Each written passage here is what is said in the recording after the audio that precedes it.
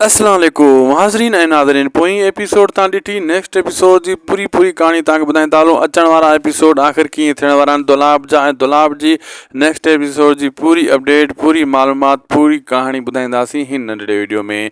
अॼु रिव्यू कंदासीं drama serial दुलाब। उन खां पहिरियां तव्हां खां पुछंदासीं तव्हां कीअं आहियो। उमेद कयां थो तव्हां ठीकु ठाक ऐं ख़ैरियत सां हूंदव। जेका बि मुंहिंजा सब्सक्राइबर आहिनि सभिनी खे उमेद कयां थो सभई ख़ुशि हूंदव।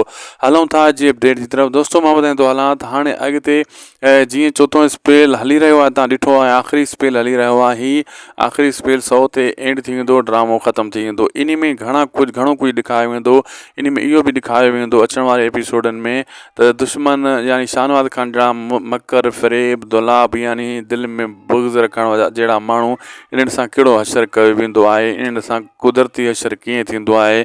जेका हीअ ग़रीबनि ते ज़ुल्म कंदा आहिनि इन्हनि खे कीअं अलाह साईं झुकाईंदो आहे। आख़िर पहिरियों त ड्रिघो रसो अहिड़नि माण्हुनि खे मिलंदो आहे बाद में हिन जो कहिड़ो हशर थींदो आहे। इहो हिन ड्रामे में ॾेखारियो वेंदो आख़िरी स्पेल में। ऐं शाहनवाज़ खान जो हिकिड़ो किनो हशर बुरो हशर ॾेखारियो वेंदो।